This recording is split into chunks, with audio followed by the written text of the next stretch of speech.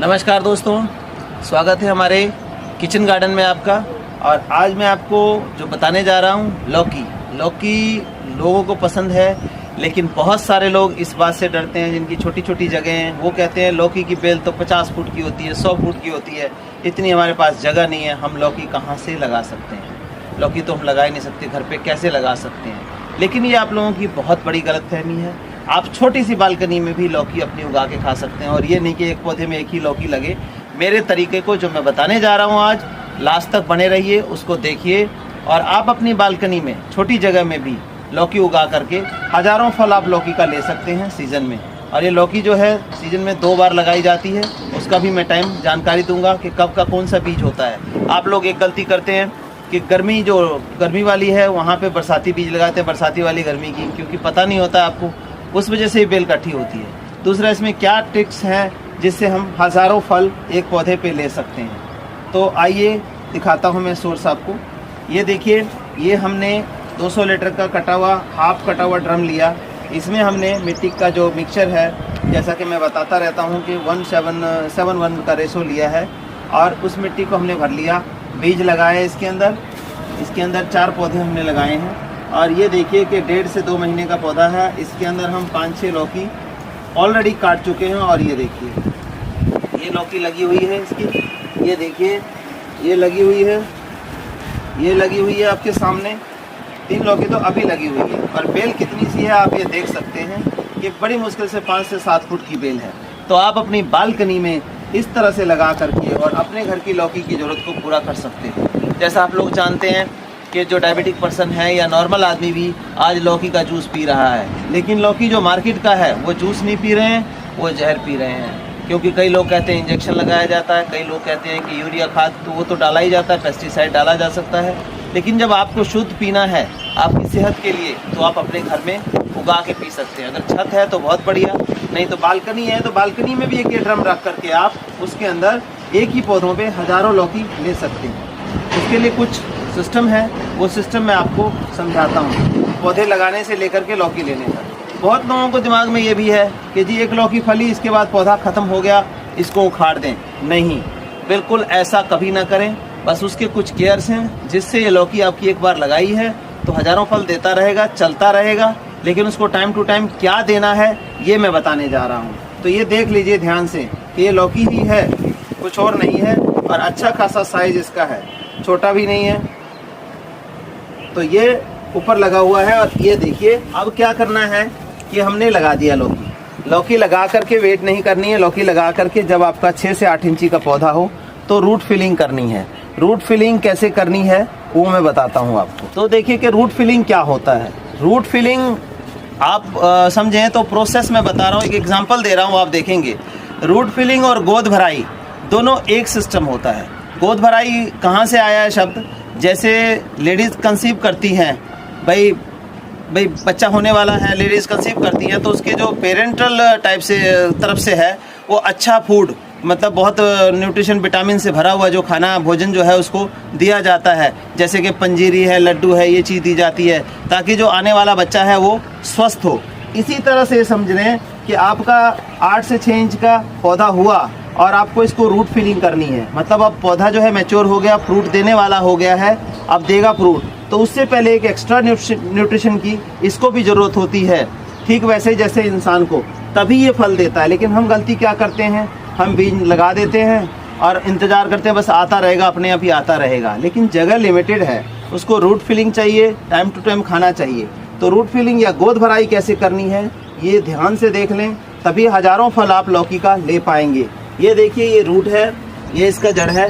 बिल्कुल इसके जड़ को नहीं खोदना है, आपको 3 इंची का गैप देना है। ये जो जड़ है इसे 3 इंची की दूरी पर इस तरह से खोद लेना है। ये देखिए, ऐसे आपने खोद देना है, रूट बचा के खोदना है। इसके देखिए रूट निकल रहे नीचे से, इस तरह से मिट्टी खोदनी है आपको।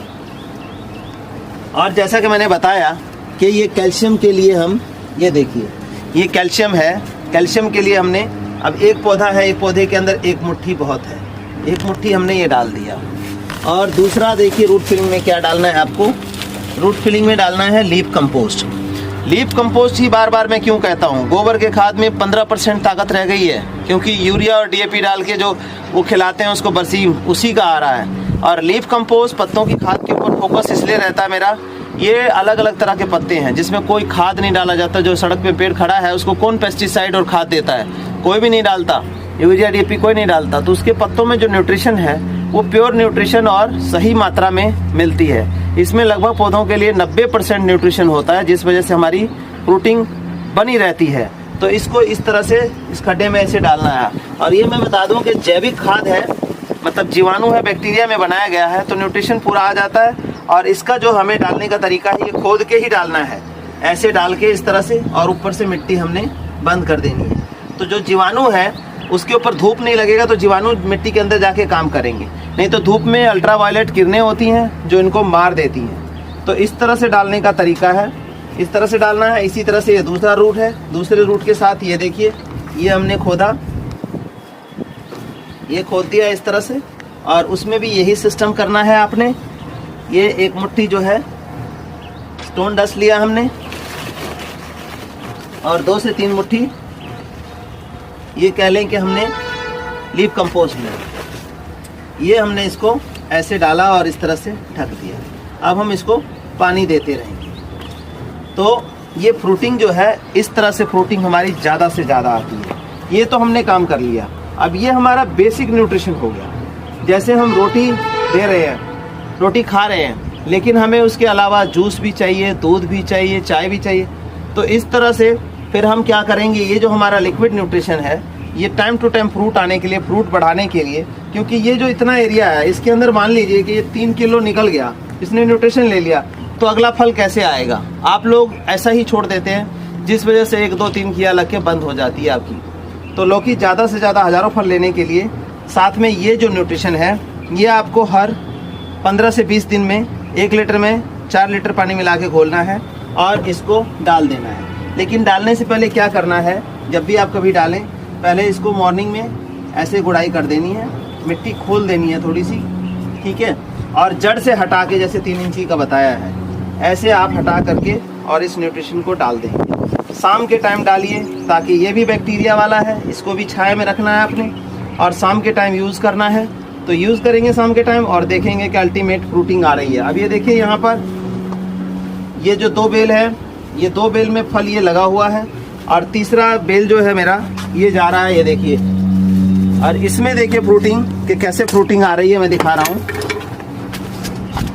ये देखें, ये देखो आप फ्रूटिंग, ये फ्रूटिंग आ रही है, हर गांठ के अंदर फल है, ये के अंदर। ये देखिए दूसरा ब्रांच इसका ये है, इसके अंदर देखिए सभी फीमेल फ्लावर है। जहां तक भी देखेंगे सब में फीमेल फ्लावर है। तो ये क्या है, न्यूट्रिशन का ही कमाल है। देखो इवन के ये छोटा सा है, इसके अंदर भी फीमेल फ्लावर देखिए, ये देखेंगे, ये देखेंगे, और ये देखिए, ये देखो। तो ये इस तरह की न्यूट्रिशन देने का असर है कि हर गांठ में जो है आपका फीमेल फ्लावर आ रहा है। आप देखते हैं कि बहुत सारे लोगों के मेरे पास कमेंट बॉक्स में भी आता है, फ़ोन कॉल्स भी आती हैं, सभी लोगों की होती है, जी मेरा घिया का पौधा है, अच्छा चल रहा है, मेल फीमेल फ्लावर भी आ रहे हैं, जैसे कि ये दिख रहे हैं आप, फीमेल फ्लावर भी आया। लेकिन ये क्या होता है, कुछ बड़ा होता है, फूल खिलता है और ये सड़ जाता है। सड़ने का कारण क्या है, इसका मैं पूरी जानकारी दे रहा हूँ कि घिया कैसे आपका बचेगा। एक तो देखिए, सबसे बड़ी बात, जो पहली बात है वो ये है कि इसके सड़ने का, कि आपका पॉलिनेशन नहीं होना। पॉलिनेशन मतलब ये देखिए, ये मेल फ्लावर है और ये फीमेल फ्लावर है, इसको फ्रूट में कन्वर्ट होना है, और ये मेल फ्लावर इसमें फ्रूट में कन्वर्ट नहीं होना है। तो मेल फीमेल फ्लावर दोनों होना ज़रूरी है। जैसे कि आप ये देख रहे हैं कि ये मेल फीमेल फ्लावर आ गया, ये मेल फ्लावर आ गया। इसका पॉलिनेशन कैसे होगा, पॉलिनेशन जैसे तितली है, मधुमक्खी है, ये चीज़ें आती हैं और एक फूल पे बैठेंगी। इसका जो पॉलन ग्रेन्स है आप देखेंगे, ये देखिए, इसका मैं दिखा देता हूँ अंदर से। जिन लोगों ने नहीं देखा है वैसे तो पता ही होगा, लेकिन फिर भी इसको देख लें। ये देखिए, ये जो इसका पॉलन ग्रेन्स है, इसके पॉलन ग्रेन्स के साथ जो फीमेल फ्लावर है मैच होता है, तब ये फ्रूट में कन्वर्ट होता है। फर्टिलाइजेशन इसका हो जाएगा, तभी ये फ्रूट में कन्वर्ट होगा। और कई बार ऐसा होता है कि आपके यहाँ मक्खियाँ नहीं आती, क्योंकि मोस्टली लोग ये सोचते हैं कि सिर्फ सब्जी का मतलब सब्जी के पौधे के साथ ज़रूर लगाइए 2 4 5 गमले 10 गमले जो है ना जरूर फूल के लगाइए। अब ये देखिए यहाँ किया है, इसके साथ ही ये मैंने रेड कलर के फूल जो है इसके छोड़ रखे हैं, क्योंकि अट्रैक्ट करते हैं ये जो हमारे पॉलिनेटर एजेंट्स हैं, जैसे तितली है, मधुमक्खी है, उनको ये अट्रैक्ट करते हैं। ये अच्छी खूबसूरती देख के यहाँ आएंगे तो यहाँ भी बैठेंगे और इसमें जाएंगे, मतलब वो इंटेंशनली नहीं करते हैं, उनको तो पॉलन ग्रेन इकट्ठा करना होता है। तो इसका पॉलन ग्रेन जो है आपस में मिल जाता है और फर्टिलाइज हो जाता है, ये फ्रूट में कन्वर्ट हो जाता है। मतलब ये जो फीमेल फ्लावर है वो कंसीव हो जाती है और ये बड़ा फूलना शुरू हो जाता है, जैसे कि आपने किया देखा है। तो एक तो रीज़न ये होता है। अब इसका क्या है कि अगर नहीं आते हैं, कई बार आपने ऊंचाई पे लगा रखा है या कई ऐसी जगह पे नहीं है, तो उसका मैं बताता हूँ कि कैसे करना है पॉलिनेशन। पॉलिनेशन हैंड पॉलिनेशन बोलते हैं। आप ये देखिए, एक ईयरबड है ये जो कान साफ करने के लिए यूज़ करते हैं, नया लेना है बिल्कुल, आपको इन्फेक्टेड ना हो किसी तरह से। और ये क्या करेंगे कि ये जो हमारा फीमेल फ्लावर है, मेल फ्लावर है, इसका जो पॉलन ग्रेन है ये देखिए इस तरह से इसके कॉटन बड के ऊपर लगा लेंगे, ईयरबड के ऊपर ऐसे हमने लगा लिया। अब क्या करना है, सुबह के टाइम ये फूल भी खुला हो, ये याद रखना है कि ये फूल भी ताज़ा खुला हो और ये भी ताज़ा खुला हो, तभी ये वर्क करेगा। तो ये जो हमने ईयरबड से इसको लगाया, अब इसका जो फूल खुलेगा, ये जैसे देखिए ये खुल गया,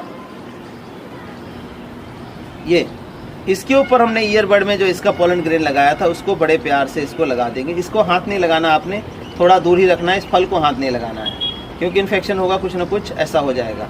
इस तरह से इसको मैच करा देना है। लेकिन फूल खुलने के बाद, फूल खुलने से पहले नहीं करना है आपने, अर्ली इन द मॉर्निंग करें तो ज़्यादा इफेक्टिव रहता है। ये इस तरह से कर देंगे, ये फर्टिलाइज हो गया, तो ये फूल जो फल है ये 100% आपका वर्क करेगा। एक तो रीज़न ये हो गया।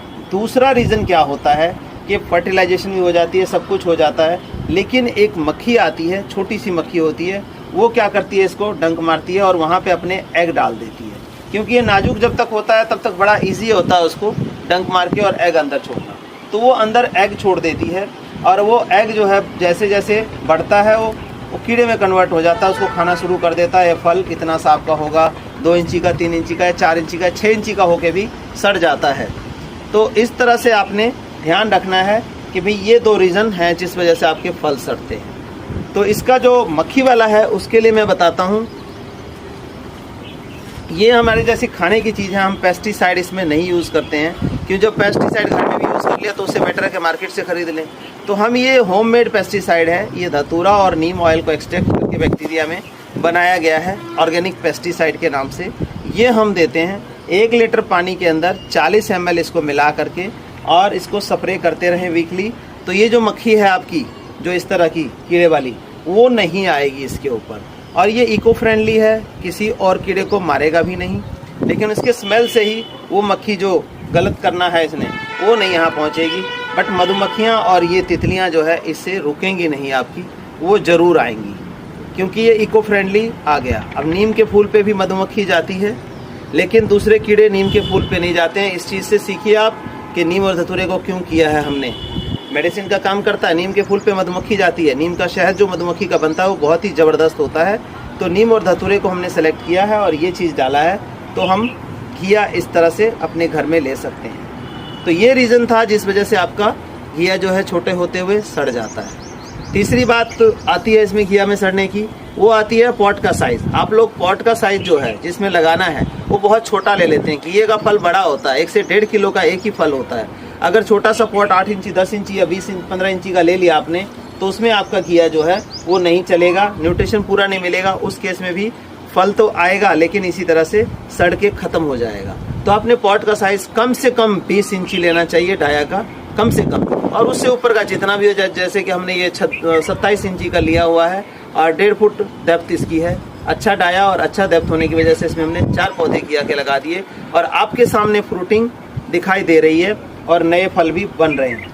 तो इस तरह से आप घिया की पूरी फसल, हजारों फल जो है अपने घर में ही ले सकते हैं, मार्केट से लेने की जरूरत नहीं पड़ेगी। अब ये देखिए कि हम बीज जो घिये का लेंगे वो कैसा होना चाहिए, ये ध्यान से देखें, क्योंकि ये बीज का बड़ा रोल होता है। अब बीज का रोल ये देखिए कि ये हमने कुछ बीज लिए, इसमें आपको दिखाई दे रहे होंगे कुछ सफ़ेद हैं और कुछ जो है ना ब्राउन कलर के हैं। तो आपको पहचान करनी है कि कौन सा बीज सही है और कौन सा गलत है। तो इसमें देखिए जो ये सफ़ेद बीज है ये आपको गलत है, ये इसमें उगेगा नहीं। सफ़ेद बीज जैसे इस तरह के बीज हैं ये सफ़ेद बीज देखिए, इसमें से ये 4 और 4 8 बीज तो वो निकले और 4 जो है हमारे ये सफ़ेद है। ये बीज बेकार है। ये बीज बेकार कैसे पता करेंगे? बहुत सारे लोगों की क्वेरी होती है इसमें कि भी कैसे पता करें, और पता भी करें क्या, ये क्या कहते हैं कि जो पानी में तैर गया। पानी में तैरने का टेस्ट इसका नहीं है, बाकी बीजों को होता है। इसके अंदर तो ऑलरेडी एयर है, जब डालेंगे तो ये भी पानी में तैरेगा, ये भी पानी में तैरेगा। लेकिन ये सफ़ेद बीज जो हल्के होते हैं, तो इसमें क्या करना है, ये देखिए सफ़ेद बीज है और मैं इसको तोड़ के दिखाता हूँ। इसके अंदर जो बेबी प्लांट है वो नहीं मिलेगा आपको। ये देखिए, ये ख़त्म है इसके अंदर, ये गौर से देखें, ये नहीं मिला इसके अंदर, बिल्कुल खाली है।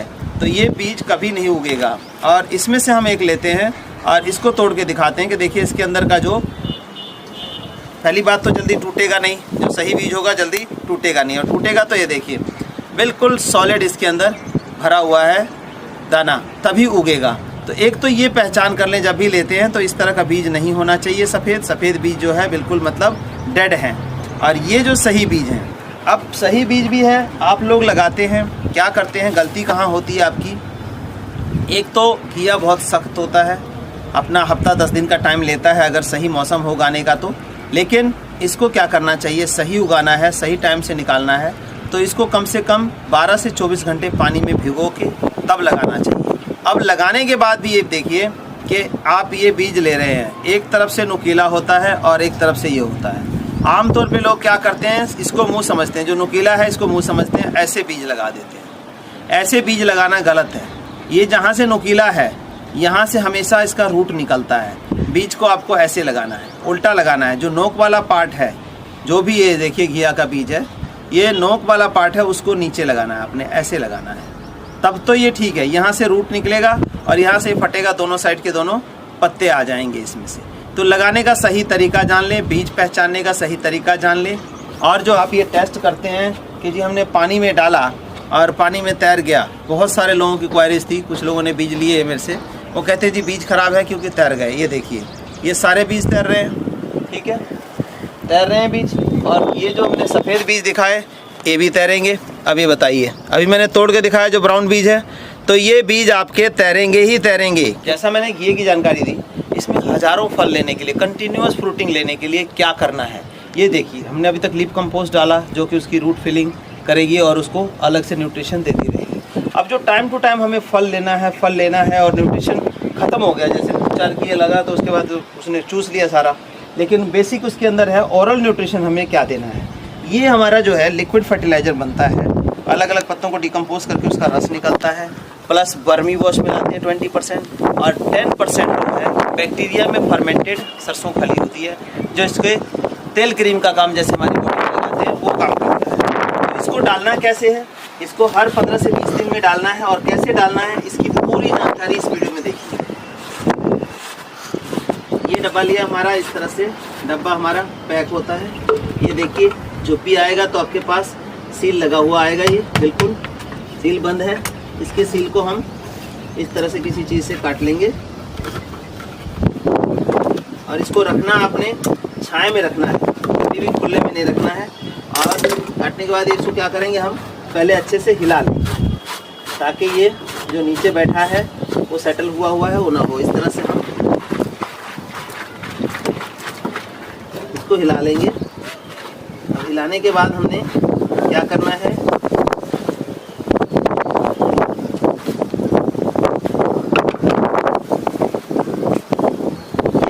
कोई डब्बा ले सकते हैं, पेंट का ले लें या कोई पैमाइश हो कुछ हो। 1 लीटर हमने लिया, 1 लीटर का डब्बा है, इसमें हम क्या करेंगे, इसको निकाल लें।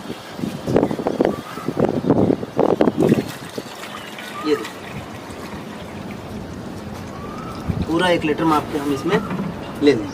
अब 1 लीटर को हमने इसमें टब में डाला, ये डाला, ये कंसनट्रेटेड है। अब इसमें हमें 4 लीटर पानी मिलाना है। ये देखिए, ये 1 लीटर पानी, 2 लीटर पानी, 3 लीटर पानी हो गया, और ये हमारा 4 लीटर। तो 4 लीटर पानी मिला के हमने इसको डाइल्यूट कर दिया। अब क्या करना है, हमें इसको उठा के और इस तरह से हमें, जैसे कि हमारा ये 200 लीटर का ड्रम है, इसको हमने 1 लीटर में 4 लीटर मिला के कन्वर्ट किया, और इसको 2 से 3 लीटर हम 4 लीटर तक इसको डाल सकते हैं। इस तरह से डाल।